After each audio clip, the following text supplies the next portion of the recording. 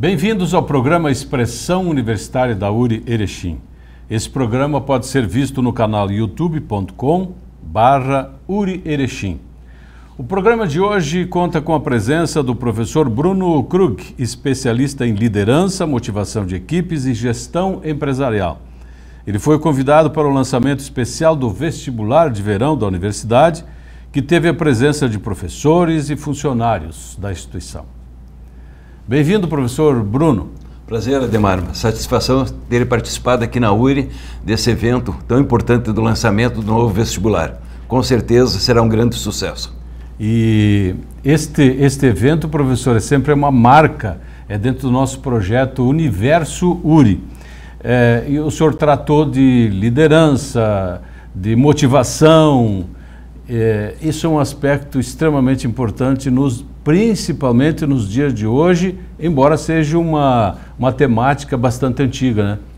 A temática antiga, né? Liderança, os egípcios já há 5.000 anos começaram a lidar com o tema. Depois Aristóteles começou a analisar as virtudes do líder e depois nós fomos evoluindo, aprendendo mais e mais, né? Mas eu diria assim que é um tema fundamental, até porque qualquer instituição, se pegar dois pilares básicos, eu diria que há dois fundamentais para uma empresa. Uma liderança forte, ou seja, que saiba planejar o norte, o objetivo que quer, como é que vão fazer estratégias e motivar a equipe. Uma equipe de vendas que faz o dinheiro entrar. Então isso vale para todas as empresas e organizações, né? E a motivação, é claro, sem ela não fazemos nada. Não adianta o indivíduo ser extremamente competente em algo se ele não tiver a motivação, a atitude necessária de implementar aquilo que ele acredita. Por outro lado, também não adianta o indivíduo estar motivado, com muita vontade, se ele for incompetente, que daí, mesmo motivado, ele vai fazer bobagem. Então é um jogo, aprender a lidar com essas competências e esse estado de espírito é fundamental. O senhor diria que o sucesso de uma organização, de uma instituição como um todo, depende de uma liderança ou de lideranças que dominem a situação, a sua área? Eu acho que sim, Ademar. Acho que o principal ponto é a liderança. Há um pensamento antigo de Plutarco, romano, então vamos colocar alguns 1000 anos atrás aí, e ele dizia o seguinte: é preferível um leão comandando um rebanho de ovelhas do que uma ovelha liderando um grupo de leões. Se eu pegar um gestor, mesmo que tenha boa vontade, mas ele for incompetente ou desmotivado ou ruim mesmo, como você pode dizer, e a equipe for boa, ele vai estragar a equipe, ele vai impedir o bom progresso, ele vai atrapalhar e os bons vão embora, né? Agora, se eu pego um líder bom, que realmente sabe influenciar, inspirar, motivar, qualificar, preparar a equipe, mesmo que ela não seja tão boa, ele prepara ela e ele consegue resultados muito maiores. Então, liderança é a chave de tudo. Na sua apresentação, na internet, inclusive, o senhor usa de uma frase importante, na minha opinião: nenhum líder, por maior que seja, pode seguir liderando por muito tempo, a não ser que conquiste vitórias. Isso é fundamental. Porque a equipe vai admirar o líder e vai admirar pelo comportamento dele, pelas atitudes, pelas vitórias. Ele vai ter que provar que ele está ali, que ele está produzindo algo de concreto. E isso vale para uma pequena empresa, para um grupo de escoteiros, para o presidente da nação. Se não for apresentar dados concretos, resultados concretos, com o tempo vai destruindo a imagem e vai atrapalhando o resultado de toda a equipe. O senhor diria que hoje no país, no Rio Grande do Sul, país como um todo, a gente vive uma crise de liderança? Com certeza. Nós não temos líderes realmente que sejam fortes a ponto de mobilizar muito e principalmente de forma positiva a população. Eu até brinco em alguns casos, quando estou trabalhando com líderes, dando um exemplo um pouco delicado, mas pegando a marcha do sal de Mahatma Gandhi, século passado. No século passado nós tivemos duas lideranças mundiais extremamente fortes, que era Mahatma Gandhi, que eu diria do lado bom, e Adolf Hitler do lado ruim, mas ambos foram líderes fortes, impactantes, né? Em determinado momento, Mahatma Gandhi ele sai numa passeata para extrair o sal do mar, pelo que me consta, a 700 quilômetros, numa marcha a pé, saindo com 13 seguidores e mais uns jornalistas, e chegou lá com 12.000 pessoas, ou seja, caminhando 700 quilômetros. E aí eu pergunto, por qual político brasileiro tu caminharia 50 quilômetros? Então, se a gente pensar, falta lideranças reais que a gente tem orgulho, né? Nós pegamos muito das frases de liderança, nós pegamos de líderes norte-americanos. E nós não temos muito nossos líderes como exemplos positivos que inspirem e nos motivem a fazer mais. É uma pena. O mundo está bastante complicado pela falta destas lideranças, na sua opinião? Eu acho que sim. Eu acho que existe muita gente boa. Existe muita gente boa.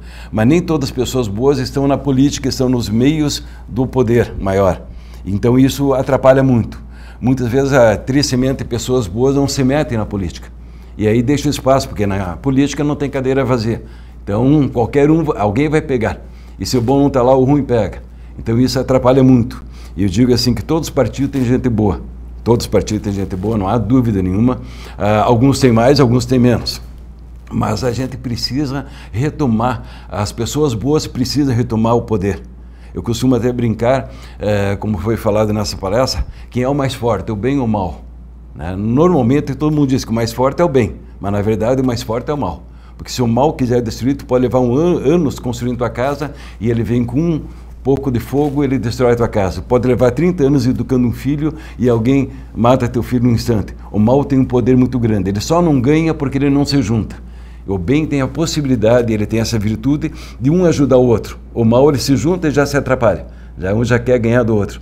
Então a gente precisa cada vez mais nos unirmos como sociedade, mesmo com as pequenas células da sociedade, e nos tornando mais forte. E eu acho que esse é um papel muito forte das instituições, no qual a URI tem feito um bom trabalho. Ela tem desenvolvido pessoas melhores. E desenvolvendo pessoas melhores, nós formamos cidadãos e líderes melhores. Na sua opinião, também não estaria faltando uma maior conscientização da própria comunidade em entender quem é o verdadeiro líder? Também é uma questão. Uma melhor compreensão a respeito disso? Eu acho que a sociedade ela tem que ter um olhar melhor. E ela tem que olhar de uma forma mais positiva o progresso, o sucesso, o desenvolvimento. Existem alguns conceitos de cada povo tem suas crenças, valores. E no Brasil, parece que nós temos aquela síndrome do coitadinho e não temos orgulho das conquistas. Nós damos muito ênfase ao negativo. Nós temos prazer em falar dos fracassos. Nós temos prazer em olhar o que deu errado e pouco valorizar o certo. Em vez de nós pegarmos as coisas boas e aplaudirmos e elogiarmos as boas ações, os bons indivíduos, a gente busca a mediocridade. É uma pena. Estamos num processo de mudar isso, mas ainda é um processo longo, onde nós precisamos valorizar, digamos, a pessoa, o indivíduo em si pelo esforço. A gente até pode dizer politicamente correto, tem muita coisa bonita, com boa intenção, mas que não funciona. Eu vou dizer assim, que todo mundo é igual. Eu diria que não. Nós somos iguais aos olhos de Deus, para Deus. Agora, para o mundo real, cada pessoa é um indivíduo único. Uns são melhores, outros são piores. Uns são mais inteligentes em algumas áreas, outros são mais em outras. Uns são talentosos, outros não são tanto. Mas nós não somos iguais. Alguns indivíduos têm capacidades maiores e servem mais para realmente conquistar uma equipe, uma liderança e conduzir o grupo a algo maior. E nós precisamos no Brasil trabalhar isso. Desenvolver lideranças, mostrar o valor da liderança, a sociedade tem que dar o apoio e nós precisamos nos unir para crescer e não brigar tanto por pequenas coisinhas e interesses particulares. Talvez seja um dos motivos que o Rio Grande do Sul atrapalha, né?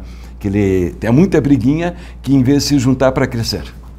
O que não acontece em outras regiões, né, professor? Que as pessoas das mais diferentes posições partidárias se unem para conquistar uma vitória, seja a nível nacional ou mesmo regional, o que não acontece conosco por sermos um pouquinho bairristas, né? A primeira vez que eu trabalhei, muito tempo atrás, no Paraná, eu lembro que fui para lá, e quando terminou a palestra, um grande empresário disse assim, Bruno, por que o Rio Grande do Sul é tão atrasado? Na hora eu fiquei bravo, não gostei muito de escutar aquilo, mas eu refleti sobre o que eu tinha visto em todo o trajeto. E eu pensei, não, realmente o Paraná é muito melhor, mais estruturado, mais próximo do Rio Grande do Sul. E comecei a ver que a gente não tem uma liderança que se junta. Os líderes pensam muito no indivíduo, no seu grupo partidário, no seu ganho. E isso não ajuda, não agrega. Nós podemos brigar sim, partidos podem discutir em época de eleição, mas a gente tem que se juntar para conquistar algo maior. Uma comunidade, ela tem que pensar em como fortalecer aquela comunidade. Como é que eu vou fortalecer Erechim? Como é que eu vou fortalecer a região de Erechim? Como é que eu vou fortalecer o Rio Grande do Sul? Nós temos que pensar e expandir isso, de uma forma que todo mundo possa ganhar. E é possível. É possível melhorar a vida, a qualidade de vida, a cultura, a inteligência do povo, na medida que os líderes assumam o seu poder. Agora uma dúvida como telespectador, como eleitor normal, como é que se identifica um verdadeiro líder? O caminho mais simples é entender se ele tem seguidor, não no Facebook, né? Tá? Facebook é fácil. Facebook é fácil. Agora, as pessoas realmente seguem aquele indivíduo, elas escutam o que ele diz, elas respeitam ele tem credibilidade. Se tivesse fatores, eu diria, ali tu tem um líder. Né? Quando a pessoa escuta, vou dar um exemplo negativo, mas para exemplificar. Eu tenho a figura de Adolf Hitler. Para alguns, ele era líder. Para alguns, ele era ditador. Para alguns, era um grande negócio. Tá? Então, uma pessoa pode ser líder para uma pessoa, para um grupo, e não ser líder para todos. Mas ele tem um poder sobre um grupo. Então, eu diria, tem seguidores que seguem, ele é um líder. Pode ser líder num pequeno grupo de escoteiros em Erechim. Eu posso ser líder do escotismo no Rio Grande do Sul, líder do Brasil nos escoteiros, ou do escotismo mundial. Então, ele pode ter dimensões de poder também maior. E como é que eu identifico, por exemplo, o comportamento? Porque nós, eleitores, espectadores, habitantes desta terra, nós gostamos muito das pessoas que se expressam bem, que falam bonito, que saibam convencer. Uhum. Então, hoje tem sucesso a pessoa que se pronuncia bem, que diferentemente até do nosso governo federal, sim. Hoje que o Bolsonaro não se pronuncia tão bem, mas é um líder. É um líder. E que se fez via, principalmente via internet, via redes sociais. Então, como é que eu percebo exatamente as intenções? Porque isso está muito no subterfúgio, digamos assim, do grande líder, da pessoa que quer ocupar um espaço. Se eu pegar, aqui você colocou mais do que uma pergunta junto, mas vamos pensar o seguinte, nós temos competências que são necessárias para um líder exercer a sua liderança. Tá? A liderança, na verdade, é um papel, ela não é uma competência. Por exemplo, eu vou dizer que um líder tem que ser comunicativo? Tem que ter uma persuasão maravilhosa? Tem que ter. Ele tem que ser uma pessoa dinâmica? Sim. Ele tem que ter atitude proativa? Sim. Tem que ter determinação, iniciativa e assim por diante. Ele tem características que nós chamamos de competência que vão ajudar. Mas eu posso ter essas características e não ser um líder e ser um grande vendedor. Então, isso são papéis do líder. Quando que eu exerço o papel? E usando exemplo, o líder não vai ter todas as características de um grande líder. E ele poderá ter algumas características maiores e menores. Não é receita de bolo. Não é receita de bolo. Né? Quando a gente exemplifica nos cursos, eu peço para o pessoal, os participantes, me dizerem assim, me citem características e virtudes de líder. Então eles vão colocando. E antes eu peço que eles me digam nomes de líderes que existem e que já existiram na humanidade. E naturalmente Jesus Cristo está em todos. Tá? É natural, porque é um grande líder, o maior líder que a gente já teve na nossa história. Então, existe o indivíduo e as competências. Raramente os indivíduos têm todas as competências de liderança. Eles geralmente têm algumas delas num nível maior que a maior parte da sociedade. E aquele conjunto faz. Eu vou pegar o próprio Bolsonaro e ao mesmo tempo Lula. Ambos se comunicam de uma forma errada. Falando em termos acadêmicos, em termos de português, eles não têm uma linguagem boa. Ambos falam algumas coisas que não deviam falar. Ambos são impulsivos. Ambos têm um ego muito grande, na minha percepção. Então isso, em alguns momentos, causa problemas, entende? Mas gera seguidores. Eles ambos têm seguidores. Né? Tu gostando do Bolsonaro, gostando do Lula ou não, eles têm seguidores e são líderes. Isso faz parte do mundo, né? Professor, uma outra dúvida, agora vamos trazer a responsabilidade para o nosso lado, perfeito. Vamos baixar o nível. Baixar o nível, não baixar o nível nesse sentido, não nesse nível, né?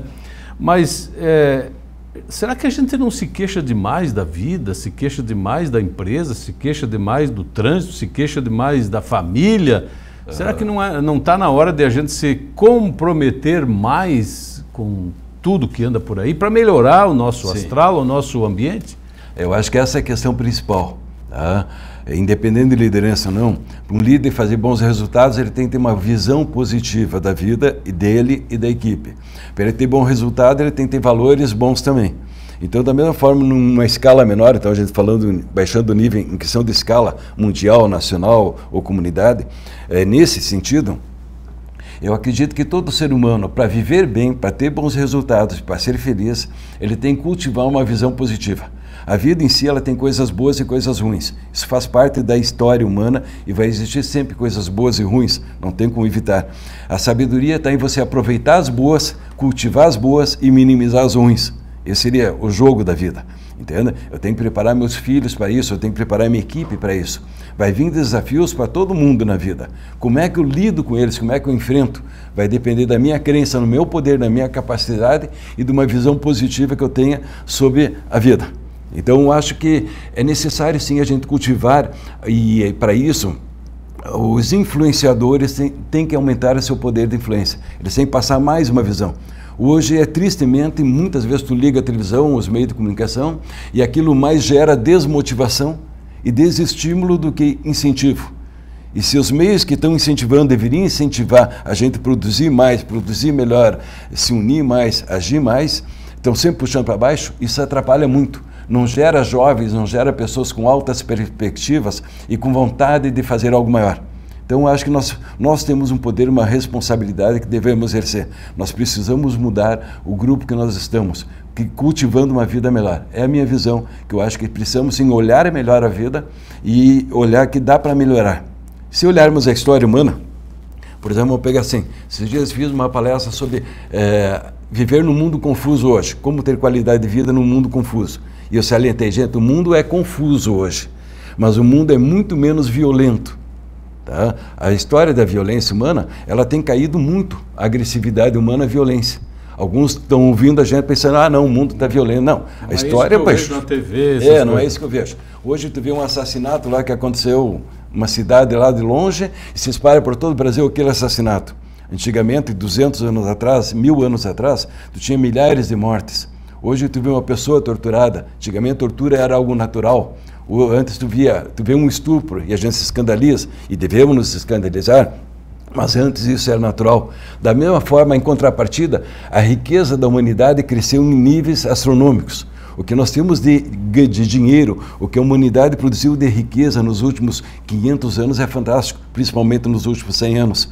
Nós temos uma qualidade de vida que não existia para os nossos pais, nossos avós, bisavós, e isso são coisas positivas. Nós temos que olhar. E a ciência tem trazido muita coisa, vai trazer muita coisa que vai impactar a nossa história.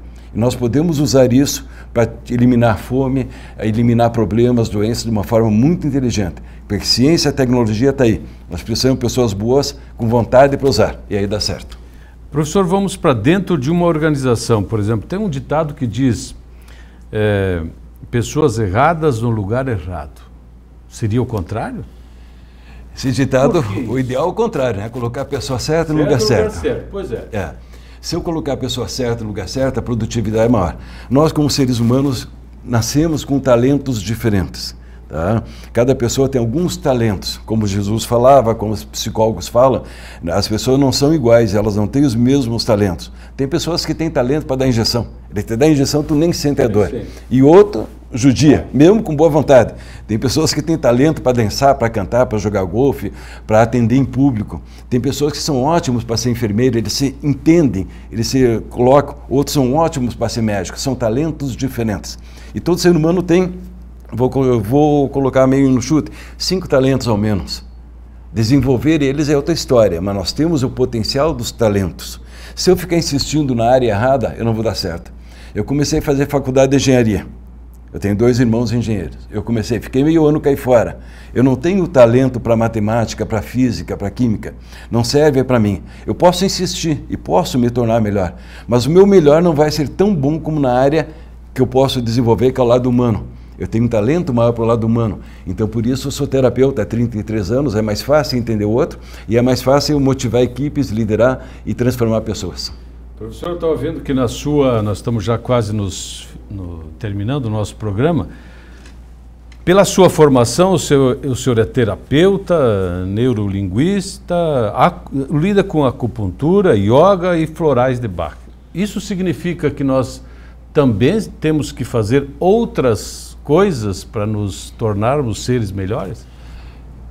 Não exatamente, cada pessoa tem seu perfil. Algumas pessoas gostam de conhecimento que a gente chama assim... Ele tem que fazer o que gosta, né? Tem que fazer o que gosta. Algumas pessoas gostam de compreender mais e pegar áreas diferentes. Alguns gostam de ficar num ponto e aprofundar. São pessoas diferentes, perfis diferentes. Eu, pessoalmente, gosto de entender um conjunto de coisas e ver como é que tudo isso se conecta e como é que eu posso associar. Então, por exemplo, é mais fácil para mim chegar numa equipe, desenvolver uma palestra ou fazer um desenvolvimento de liderança de uma equipe de vendas, se eu entendo como é que funciona a mente humana, como é que são as necessidades humanas, como é que seres humanos gostam de atender, ser atendidos, e eu uso esse conhecimento da psicologia humana dentro do mundo empresarial. O mundo empresarial tem o objetivo de gerar lucro, isso é básico, toda empresa quer lucro. A gente pode dizer coisas bonitas numa televisão, mas o objetivo básico é dar lucro. O que é criado para não dar lucro seria uma ONG. E muitas ONG ainda são criadas para dar lucro. Né? Então, eu acredito sim que é bom nós termos conhecimentos diversos, é bom nós escutar pessoas diferentes, aprender com todos e engrandecer nossa compreensão do mundo. Isso vai nos dar uma base e mais instrumentos para fazer mudanças. Então, tudo que eu aprendi nos processos terapêuticos me ajudaram para entender pessoas e desenvolver um trabalho melhor. Eu acho que cada um na sua área tem que fazer o mesmo. Pois é, o senhor falou em terapia. O povo hoje não está precisando mais de terapia do que um aprendizado, digamos assim, porque a gente é facilmente influenciado por coisas negativas. E a gente acha que o mundo não tem solução e a gente também não tem solução. E aí? E, na verdade, todo ser humano tem muita beleza interna, todo ser humano tem potenciais fantásticos dentro de si, agora tem que puxar para fora. Se eu pego um objeto, a gente chama de desenvolvimento. Quando eu pego e eu envolvo um objeto, eu envolvi o objeto, desenvolver é tirar para fora o que está guardado. Tá? O potencial humano que há em cada ser humano é fantástico. Nós temos um potencial da alegria, potencial do amor, potencial da beleza, da inteligência, da empatia, vários potenciais. Mas a gente tem que extrair lá de dentro para fora toda essa capacidade humana fantástica. E eu acho que a terapia é necessária para todos nós, de certo modo, em graus maiores ou menores, mas todos nós ganhamos muito buscando ajuda, buscando um terapeuta, buscando um coach, buscando um mentor, buscando alguém que nos ajude a ampliar o universo. Nesse contexto, todas as universidades com os seus professores estão ampliando a visão dos alunos. Né? Eu acho que esse é o papel que a gente tem que fazer e que a URI precisa continuar fazendo na comunidade, em toda a região, porque ela amplia muito a visão do aluno. Com professores melhores, nós trazemos um mundo melhor. E com alunos melhores, nós vamos formar as futuras gerações melhores. Professor, o senhor tocou em vários pontos, aí, várias vezes, a respeito de atendimento. Eu falo em bom atendimento. Certo. A gente, às vezes, se decepciona com essa palavra em alguns locais, mas se há necessidade de um bom atendimento em qualquer circunstância, seja comercial, industrial, nosso serviço universitário, por que a gente sempre dá de cara com um mau atendimento? O que está havendo? Onde é que está a saída para isso? Eu acho que em desenvolver a mudança, desenvolver as pessoas e novamente desenvolver as pessoas. Gostar de pessoas. Gostar de pessoas é básico para eu atender bem. Tá? Dependendo se o cliente é um pouco chato ou não, né? Eu tenho que entender que é o seguinte, todo cliente paga meu salário. O cliente que eu gosto é o cliente que eu não gosto, mas ele paga o meu salário. E o cliente está buscando na nossa empresa o que é bom para nós. Tá? Quanto mais clientes, mais eu tenho certeza que eu vou poder crescer e manter meu emprego, meu trabalho, minha empresa. Então, independente do cliente, eu vou ter que gostar dele e aprender a crescer com ele. E eu preciso mudar a equipe de atendimento, se possível, contratando gente que goste de gente, tá? E ajudando eles a compreender o valor do seu trabalho. Eu acho que um problema, Ademar, nas empresas e talvez nas instituições gerais, que a maior parte das pessoas não sabe o valor que o trabalho delas tem perante aquele cliente. Ou seja, elas fazem o trabalho simplesmente como forma de recompensa financeira e segurança, estabilidade. E o trabalho muito mais, eu tenho que fazer meu trabalho de uma forma que eu possa estar contribuindo com algo real na vida daquelas pessoas. A pessoa que vende uma camisa está ajudando pessoas a se vestirem e se protegerem. A pessoa que vende uma furadeira está vendendo aquele furinho na parede onde vai se pendurar das coisas, prateleiras e tudo. A pessoa que está fazendo uma operação está salvando vidas. A pessoa que está fazendo uma palestra está inspirando pessoas. Cada um tem seu valor. E a gente precisa entender o valor do trabalho e olhar o trabalho de uma forma boa. E na nossa cultura nós olhamos o trabalho como castigo, obrigação e sacrifício. E aí cada cliente que vem, para a gente é mais um problema para enfrentar, em vez de ser algo positivo para ajudar.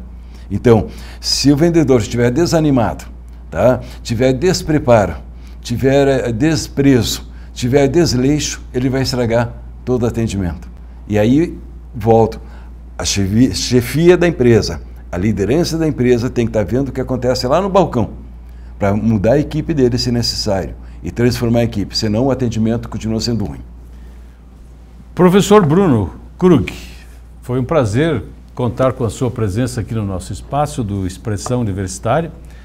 Esperamos em breve contar novamente com a sua presença, porque as suas colocações são de extrema importância para a nossa comunidade, para a nossa universidade, e a sua participação no nosso evento de lançamento do vestibular certamente contribui muito para que a gente, dentro da instituição, se torne um pouco mais motivado e dê a sua importância realmente ao trabalho, e de que a instituição realmente tenha o seu papel extremamente importante a nível regional. Somos uma região do Alto Uruguai significativa para o Estado e para as pessoas como um todo.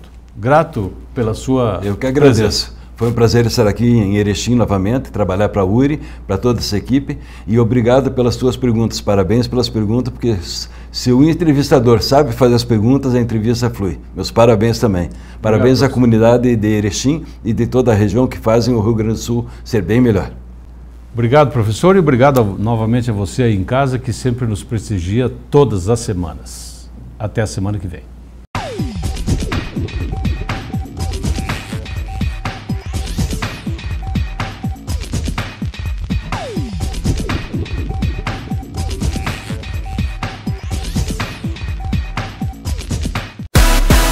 Acreditamos que o sucesso está nas relações e no conhecimento que agregamos. Acreditamos que é momento de experimentar, de viver experiências para toda a vida e buscar aquilo que nos realiza. Ouvir, indagar, aprender. Vestibular 2020 URI. Experiências que diferenciam. Inscrições até 20 de novembro no site vestibular.uri.br. Prova dia 24 de novembro.